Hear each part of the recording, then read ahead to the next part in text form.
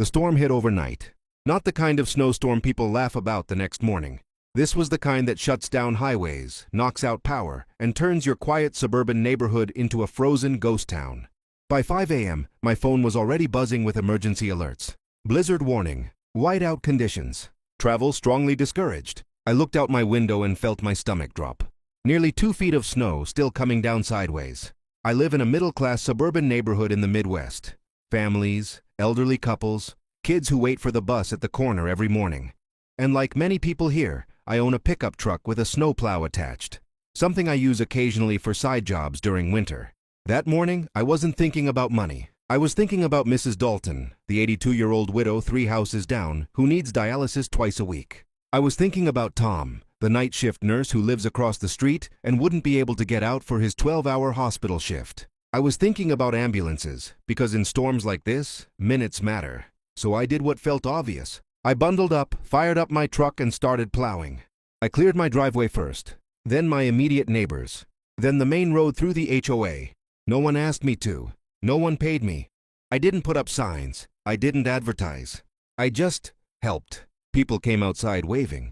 Some clapped. One guy brought me hot coffee in a thermos. By noon, the snow finally slowed. The neighborhood was passable. Not perfect, but safe. I went home exhausted, soaked, proud. That's when I saw the email. Subject line, Notice of Violation, Show Rules Enforcement.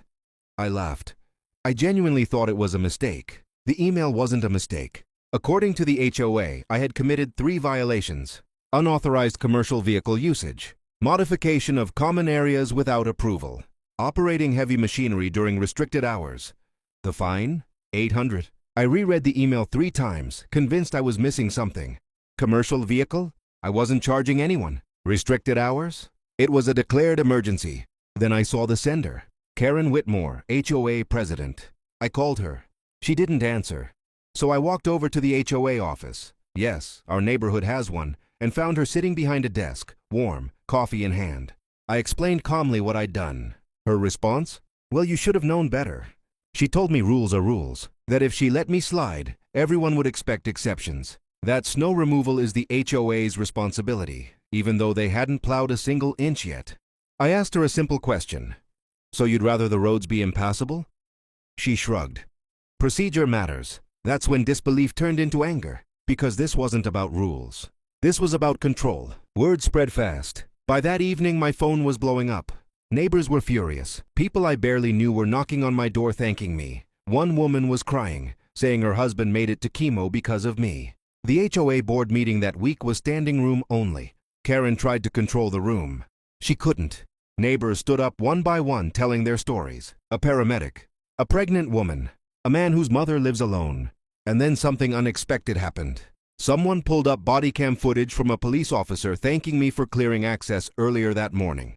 Karen went pale, because suddenly, this wasn't a private HOA issue. This was public. Instead of backing down, Karen doubled down. She sent a certified letter escalating the fine to $1,200 for harassment of HOA officials.